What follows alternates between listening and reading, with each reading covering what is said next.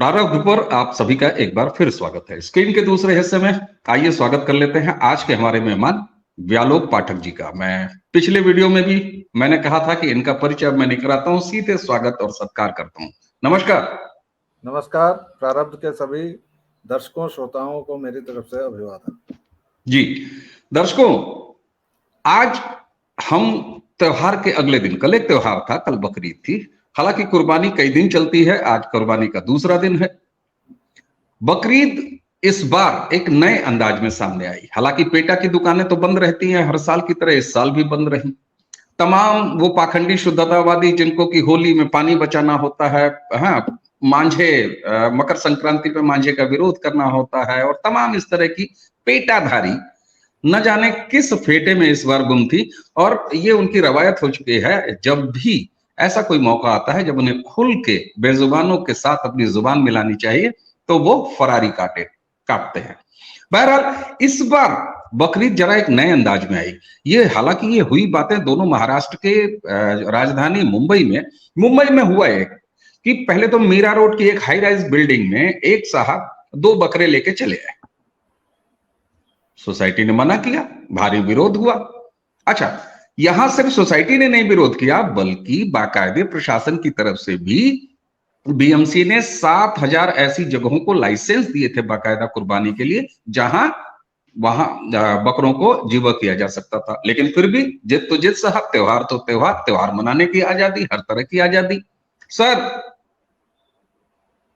जी, ये हमें चाहिए आजादी। तो जी। बकरों को कुर्बानी देने यानी कुर्बानी के रास्ते आजादी देने के पहले ये एक नई रवायत इस साल बकरीद पर क्यों शुरू हुई? 2 जगहों पर, जहां एक जगह तो 2 बकरे लाए गए, दूसरी जगह 60 बकरे लाए गए। मामला हाईकोर्ट तक पहुंचा। हाईकोर्ट ने कहा कि बिल्कुल नहीं कर सकते हैं, बीएमसी ने 7,000 जगहों को लाइसेंस दिया, आप वहां करिए।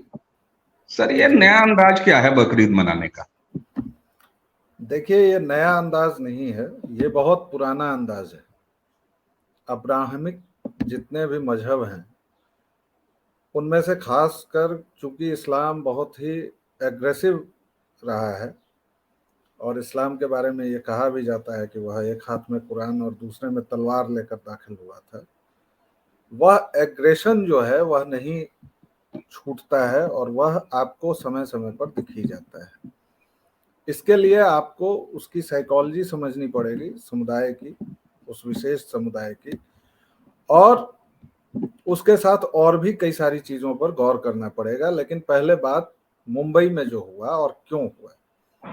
मुंबई की घटना जब सोशल मीडिया पर प्रसारित हो गई, फिर कई चैनल्स ने उसको उठा लिया, न्यूज़ चैनल्स ने, उसके बाद लोग उसके बारे में जानने लगे। लेकिन उसके पहले आप अगर ध्यान दे रहे होंगे तो सोशल मीडिया पर 2 दिन से पहले से इस बार मैंने गौर किया कि बकरीद ट्रेंड कर रहा था।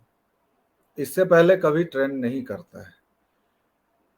और सोशल मीडिया के फायदे हैं, नुकसान हैं। मैं उस खेमे का हूं जो मानता है कि सोशल मीडिया ने कम से कम भारत को और यहाँ के तीसरे दर्जे के नागरिक हिंदुओं को बहुत फायदा पहुंचाया है।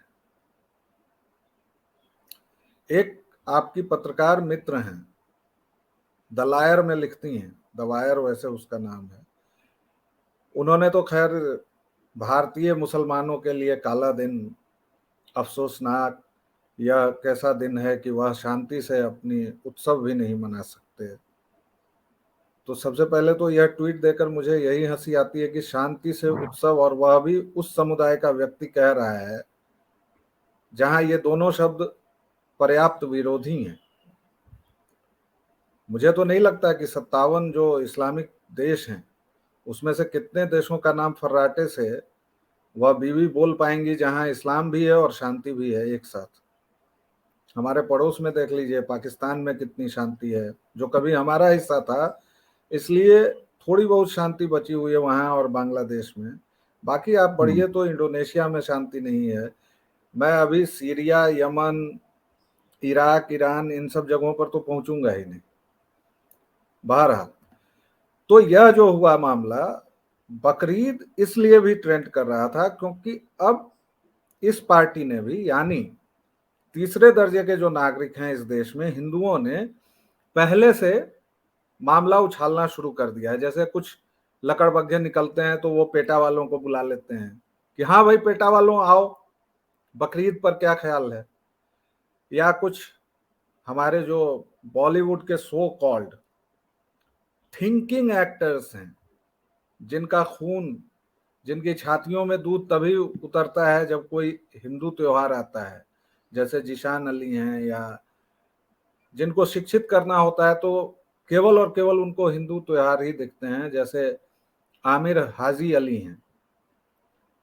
लेकिन जब वो हज करने जाते हैं वो पटका पहन के, तब उनको समझ में नहीं आता कि इस्लाम में जो सामाजिक बुराइयां हैं उनका भी वो जरा पर्दाफाश करें। लेकिन नहीं, उनको 3 इडियट्स बनानी हो या फिर एलियन वाली जो फिल्म थी पीके वह बनानी हो, उनको सारे वही दृश्य दिखाते हैं या जो भी। तो अब लकड़बग्घा जनता भी मजा लेती है। बकरीद के मौकों पर उन लोगों ने ट्रेंड करके इन लोगों को बुलाना शुरू किया। अब जाहिर तौर पर उधर से जो आसमानी किताब वाले थे उन्होंने भी कुछ कुछ लिखा, कुछ पढ़ा, तो ट्रेंड होना शुरू हो गया। अब मामला ये है कि 3 चीजें समझिए। पहली बात यह कि 1200 वर्षों के सनातन साथ के बाद, साथ तो हम लोग रहे नहीं हैं, लेकिन सनातन की चूंकि प्रवृत्ति है कि वह किसी को भी अंगीकार कर लेता है, आपने देखा है, और ये हमारा पूरा इतिहास है, इसको कोई नहीं नकार सकता। जैसे बाकी सबको नकार दिया जाता है कि भाई राम मंदिर नहीं था, वहां तो कृष्ण की जन्मस्थली नहीं है, विश्वनाथ मंदिर नहीं था, वो ज्ञानवापी मस्जिद ही थे, औरंगजेब जी बड़े दयालु संत थे, टोपी सी के गुजारा करते थे। तो इस बात को आप नहीं नकार सकते हैं कि सनातन की ख्याति ही यही है कि वह किसी के साथ भी एडजस्ट कर लेता है। लेकिन केवल एक मजहब ऐसा है जिसके साथ सनातन अभी तक समझ नहीं पाया है कि इसको डील कैसे करें, और इसलिए नहीं समझा है क्योंकि वह सनातन की प्रवृत्ति में ही नहीं है। सनातन की प्रवृत्ति में क्या नहीं है कि वह आपको कन्वर्ट नहीं करेगा, वह आपके ऊपर अपनी सोच नहीं ला देगा। भाई आनो भद्रा क्रतवो यंतु विश्वतः जिसका घोष वाक्य हो, तो चीन का जो चेयरमैन था, जो हमारे यहाँ के कुछ कम्युनिस्टों का भी चेयरमैन हुआ करता था, तो माओ केवल कहता था ना कि let there be 1000 flowers bloom, हम तो उसको जीते हैं। और चीन का चेयरमैन वह कहते हुए 1 करोड़ लोगों को हलाक करवा देता है, 1 करोड़ से ज्यादा, करीबन 5 या 6 करोड़ लोग। लेकिन सनातन इसलिए नहीं समझ पाया क्योंकि जो अब्राहमिक मजहब यहाँ है उनमें कन्वर्जन की बात थी। तो हमारे यहाँ तो आप मुझे कहो कि तुम पढ़ो ला इलाहा इल्लल्लाह, तो मैं पढ़ दूंगा ला इलाहा इल्लल्लाह रसूल मोहम्मद रसूलुल्लाह, कि केवल एक खुदा है अल्लाह और मोहम्मद उसके रसूल हैं, पैगंबर हैं। इससे क्या मैं हिंदू नहीं रहूंगा क्या? मैं सनातनी नहीं रहूंगा क्या? मुझे गजलें पसंद हैं, मुझे बिरयानी भी पसंद है, मुझे बहुत सारी चीजें पसंद है, लेकिन मैं कन्वर्ट नहीं करूंगा। लेकिन आप ये देखिएगा कि आपका गहरे से गहरा दोस्त हो, वो जहां कहीं थोड़ा सा सूफियाना होगा तो वो आप ही को कन्वर्ट करने लगेगा। और ये मेरा भोगा हुआ सच है, इसलिए इसमें भी मैं ये नहीं कह सकता हूं कि ये कोई व्हाट्सएप से सीखा है मैंने। तो पहली बात, चूंकि बात थोड़ी विस्तार से भूमिका इसलिए थी कि इसके बाद समझना आसान रहेगा। ठीक है। तो 300 वर्षों तक मुगलों ने शासन किया। अब पहली मानसिकता जो अभी भी इस भारत के मुसलमान की है और अधिकांश मुसलमानों की है, इसमें से मैं कहीं भी, I won't mince my words, हो सकता है कि कुछ अपवाद हो, लेकिन अधिकांश मुसलमान यही सोचते हैं कि ये काफिर जो हैं, तीसरे दर्जे के जो नागरिक हैं, इन पर हमने 300 साल हुकूमत की और अब ये हमें बताएंगे, नामाकुल, नालायक। ये समस्या की जड़ है और इस जड़ पर अभी तक मोदी जी की भी हिम्मत नहीं हुई है बात करने की। ये जड़ है, ये मानसिकता है कि हमने इन पर राज किया है। अभी भी अदालतों में फारसी ही चलती है या अंग्रेजी चलती है।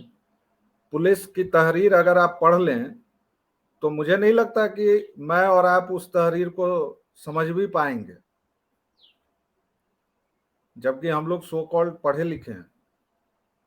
गलती से मैंने 2-3 तहरीरें या वो जो रोजनामचा फाइल होता है मैंने देख लिया, तो मेरी समझ में नहीं आया। और क्यों समझ में आएगा, वो फारसी है, अभी भी फारसी चल रही है। बिल्कुल चलती है।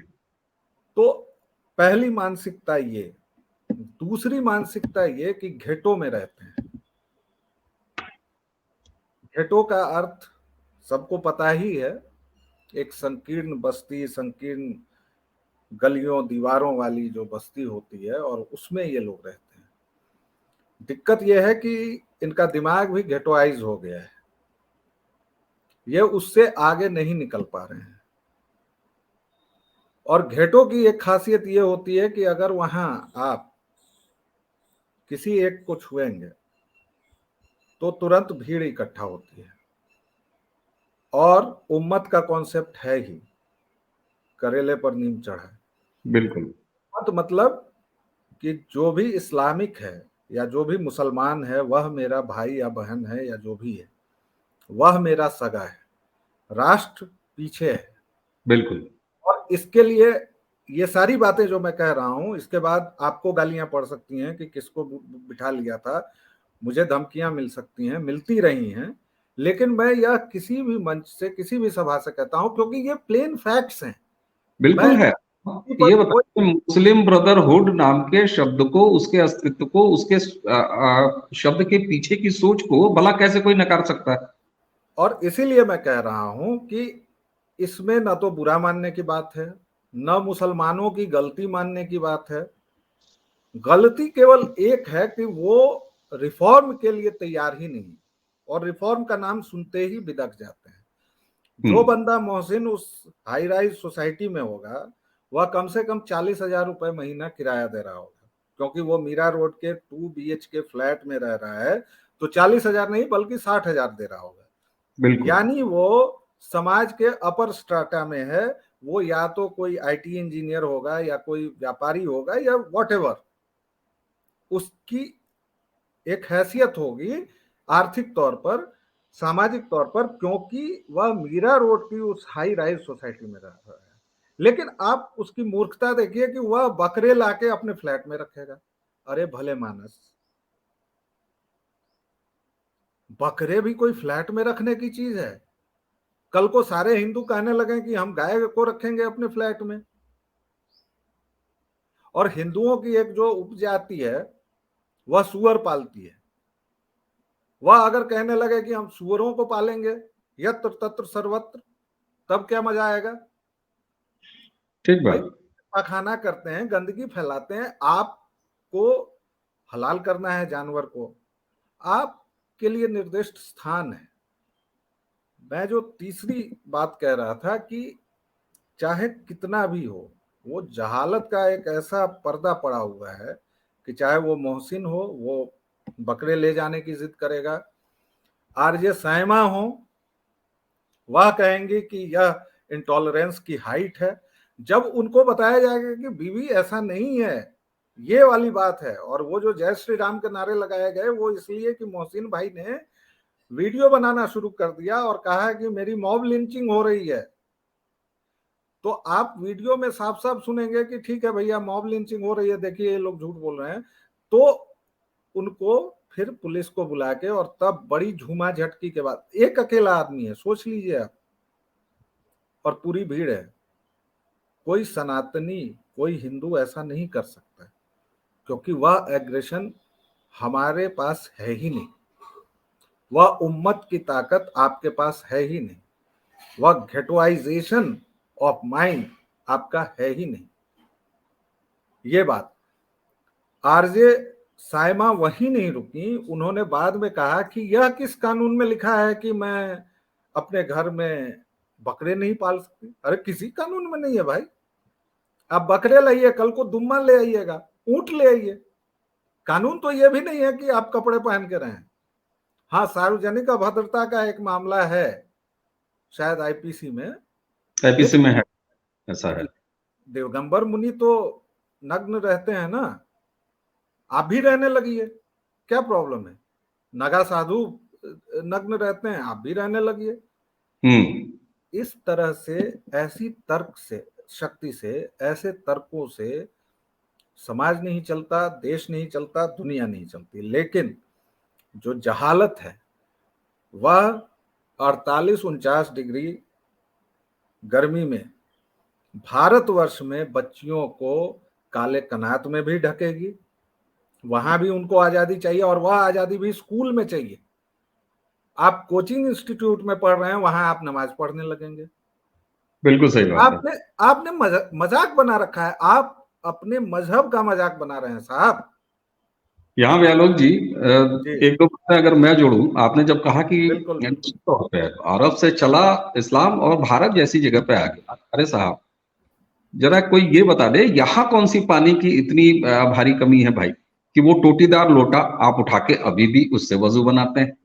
क्या जरूरत है उसकी? यहाँ तो हर 40 50 100 फीट पे पानी है, लीजिए भरिए, खर्च कीजिए, दिन में 5 बार नहीं 8 बार वजू बनाइए। उसी के साथ आप जरा ये सोचे, वजू बनाने का जो तरीका है, अरे कम पानी में करना था तो यहाँ लिया और यहाँ तक कर लिया। यहाँ हर हर टोटी है महाराज, जय गंगे बोल के कूद पड़िए।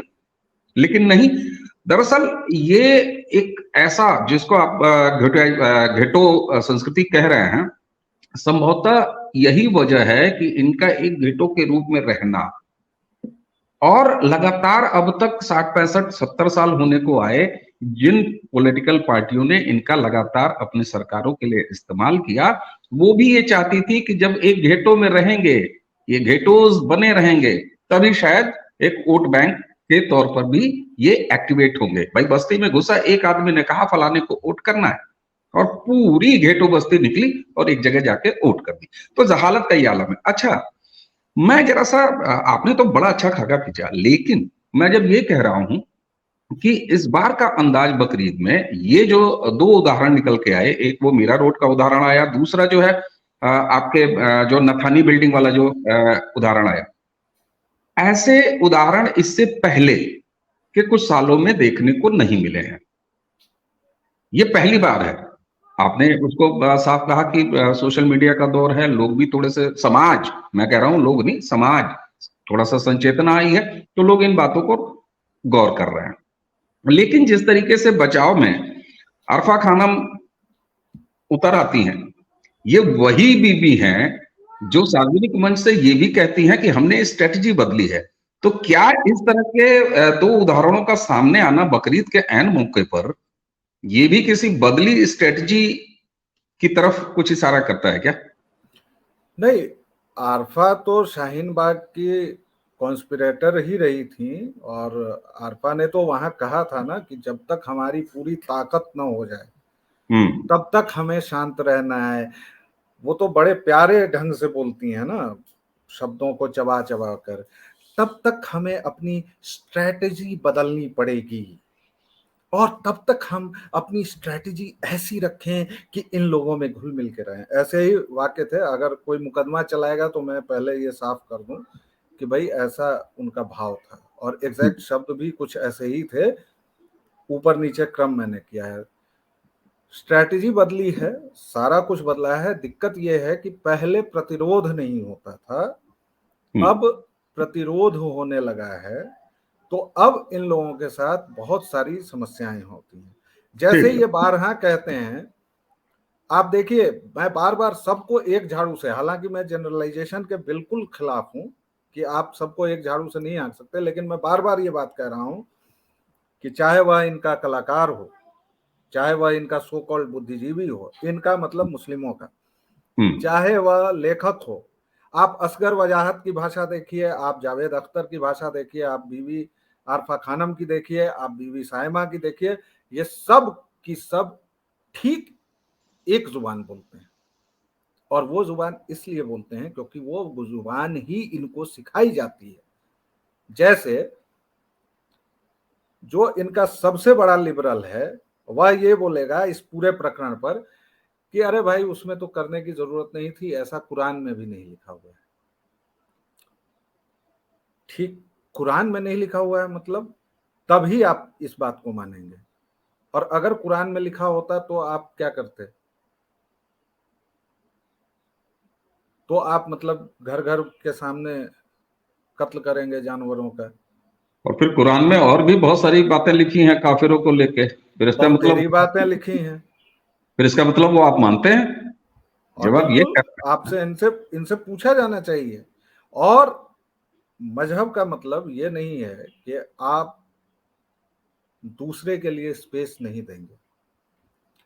आपने वो काम जब तक किया वह भूल जाइए, वह हम्म। तब की बात होगी, मध्यकाल था।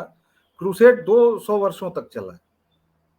स्पेन पहले इस्लामिकों के शासन में था, फिर ईसाइयों के, फिर मुसलमानों के, फिर आप लोग लड़े झगड़े लगातार 200 वर्षों तक यही चलता रहा। पूरा यूरोप आज जो चर्च इतना प्रगतिशील है, उसने कितनी लाख महिलाओं को जलाया है डायन कह ठीक, के, ठीक बात। कितने वैज्ञानिकों को सजा दी है, कितने लोगों को। तो आपके लिए ये सब कोई नई बात नहीं है। हम्म, एक सनातनी के लिए ये सब बड़ी अजीब सी बातें हैं।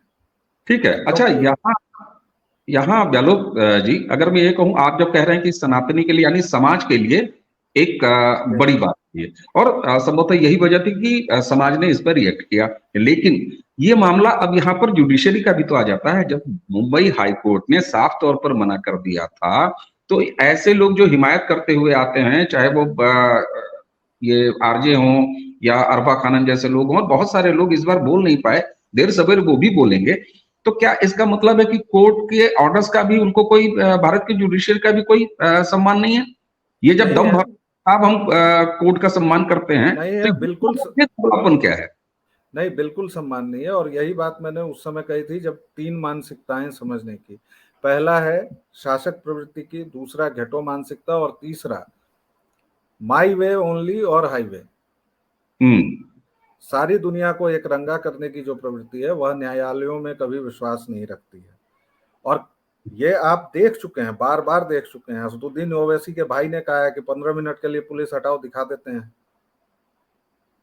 राम ठीक है। मंदिर जहां बन रहा है उसके बाद कई बयान आए हैं मुस्लिम नेताओं के कि अभी तुम लोग ताकतवर हो, बना लो, हमारा वक्त आएगा हम फिर तोड़ेंगे।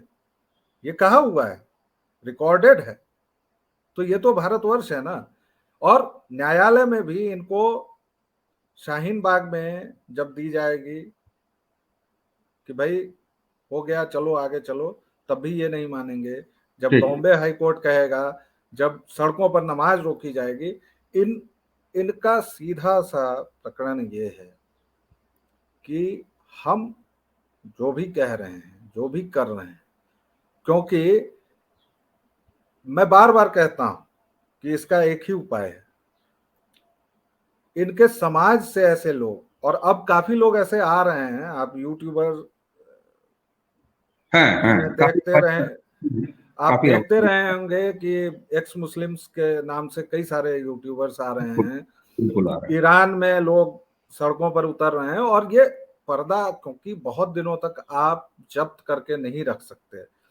और ये जो वहाबी आंदोलन चला था, आप याद कीजिए, आपके गोरखपुर में या सहजनवा में या मेरे सिवान में 30 साल पहले मात्र, आप अगर गांव में जाते तो क्या आप देख के बता सकते कि रहीम चाचा कौन है और राम चाचा कौन है? मैं बिल्कुल। नहीं बता पाता था, क्योंकि दोनों धोती पहनते थे, दोनों या तो मूछ रखते थे या दाढ़ी रखते थे या जो भी रखते थे, दोनों का पहनावा ओढ़ावा सब कुछ सेम था। लेकिन ये जो वहाबी आंदोलन चला, जिसको सऊदी अरब ने फंड किया, उसके बाद चारखाने की लुंगियां आई, उसके ये बाद एक वो काली आइडेंटिटी क्रिएट करने वाली बात थी, जिसमें मैंने, आइडेंटिटी।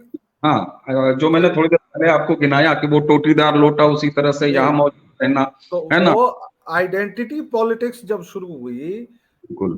तो मैं जब अब अपने नानी गांव जाता हूँ या दादा के यहाँ जाता हूँ, तो मुझे सड़क से ही समझ में आ जाता है कि डेमोग्राफी बदल गई है। क्यों? बिल्कुल, ये तो हम बदली जैसे, बदली नहीं है। बिल्कुल सही कह रहे हैं। ये तो हम जैसे लोगों की बिल्कुल आंखों देखी बात है, और ये बदलते हुए हमने देखा। इसी मौजू पे हमको राही मासूम रजा का आधा गांव याद आ जाता है ना। उस पर कभी अलग से चर्चा करेंगे। तो अगर मैं अंत लेकिन में एक आपसे, आखिरी बात ये कहना जी, चाह रहा हूं कि ये जो हम्म, आइडेंटिटी की पॉलिटिक्स है, इसको सबसे पहले ये करना पड़ेगा कि इनके अंदर से कुछ ऐसे लीडर्स बनाने पड़ेंगे और इनसे लगातार बात करनी पड़ेगी। क्योंकि दिक्कत ये है कि पहले हमारी बातचीत भी होती थी, अब जो है तनातनी इतनी हो चुकी है, विभाजक रेखाएं इतनी स्पष्ट हैं कि हम बात नहीं कर रहे हैं। इनको बात करके ये बात बतानी होगी कि सभ्य समाज में ऐसे रहा जाता है, प्रगतिशीलता ये है। और जिस वहाबी आंदोलन ने इन लोगों को बर्बाद किया है, खुद वहां सऊदी अरब में आप देखिए कि कानून बदल रहे हैं, दिन रात, रातों रात कानून बदल जा रहे हैं। बिल्कुल आप बिल्कुल। देखिए, अभी जब यूसीसी की बात हुई है तो प्रधानमंत्री ने अपने भाषण में गिनाया है कि किन जगहों पर 3 तलाक बंद है, किन जगहों पर यूसीसी है, तमाम चीजें उन्होंने गिनाई है। बिल्कुल, आपने यहाँ जो एक बात कही ना कि आगे बढ़ के इनसे बात करनी पड़ेगी, इनको बताना पड़ेगा कि मियाँ ऐसे नहीं ऐसे रहा जाता है, मियाँ ऐसे नहीं बिल्कुल। ऐसे रहा जाता है, मियाँ ये नहीं ये किया जाता है। तो मुझे लगता है कि यहाँ पर आप देखिए, एक तरफ समाज आगे बढ़ा, उसने अपनी आपत्ति दर्ज कराई, दूसरी तरफ समाज ने कानूनी रास्ता लिया, जन समुदाय के लोग हाईकोर्ट गए और वहां से एक ऑर्डर भी लेके दे दिए। तीसरी चीज, व्यवस्था इनके लिए नहीं की गई, ये अगर ये कहेंगे तो बिल्कुल गलत बात है। बीएमसी ने 7,000 ऐसी जगह चिन्हित जी, दिए थे जहां पर आप कुर्बानी कर सकते थे, दे सार्वजनिक सकते हैं। रूप से कुर्बानी कर सकते थे। लेकिन ये दो इंसिडेंट ये जरूर बताते हैं कि ये अनायास नहीं हुआ है, ये सायास हुआ है। अब आगे आने वाले सालों में भाई, ये काम आप मीठी ईद को क्यों नहीं करते? आप एक बनाइए ना, अंतिम एक आप एक एक हिंदू मोहल्लों में हर सोसाइटी में सार्वजनिक मीठी ईद में जरा सिवैयां बनाइए, तब देखा नहीं, जाए। वो तो नहीं बनाएंगे, वो तो प्रॉब्लम है ना। जी, अगर आप कंक्लूड करें जी। मैं बस कंक्लूजन में ये बात कहना चाहता हूं कि इनसे डरने के बजाय हम्म इनका सामना करना होगा, जो आज तक अमूमन इस देश की जनता, इस देश की पॉलिटिक्स और सब लोग करते रहे हैं। जब जैसे हम्म प्रधानमंत्री ने आंखों में आंखें डाल के कहा कि ये समस्याएं हैं, फोड़ा है, उसको फोड़ना पड़ेगा, उसकी जर्राही करनी पड़ेगी, बिल्कुल और तभी ये लोग रास्ते पर भी आएंगे। इनका विरोध भी करना पड़ेगा, इनको मनाना भी पड़ेगा, इनको संवैधानिक दायरे में लाना भी पड़ेगा, वरना इस देश ने एक पाकिस्तान झेला है, अब इस देश के कितने पाकिस्तान होंगे ये कोई नहीं जानता है। ठीक बात। तो चलिए, इन तमाम नकारात्मक बातों के बीच में कम से कम ये सकारात्मक तो निकल के आ गया ना कि समाज खड़ा हुआ, इनसे बात किया, बिल्कुल। खुद भी बात किया, कोर्ट के रास्ते भी बात किया। तो जी। देखिए, एक भले समाज की ये आदत होनी चाहिए कि वो तहजीब से और जरा सुकून और प्यार से मोहब्बत से बोल ले, और नहीं समझ में आए तो एक तहरीर लिख के थाने में भी देते, तो ये दोनों काम हुआ। ये एक कुल मिला के शुभ संकेत है। जी। गहलोत जी, बकरीद हम लोगों ने इस तरीके से मनाया, एक सार्थक चर्चा की। कुर्बानी का जी। दूसरा दिन है। हाँ, वैसे दर्शकों को बता दूं, बहुत सारे लोग नहीं जानते होंगे, 4 या 5 दिन की कुर्बानियां चलती हैं, तो किस्तों जी। में कुर्बानी होती हैं। अभी भी गुंजाइश है कि इस तरह और सोसाइटीज और फ्लैट में कहीं बकरे मौजूद हो, पाए जाए। बहरहाल, हम इस सबके बीच में पेटा वालों को बड़ा मिस करेंगे। तो आज की इस चर्चा को देते हैं यहीं विराम, और आपको धन्यवाद देते हुए अपने सभी दर्शकों से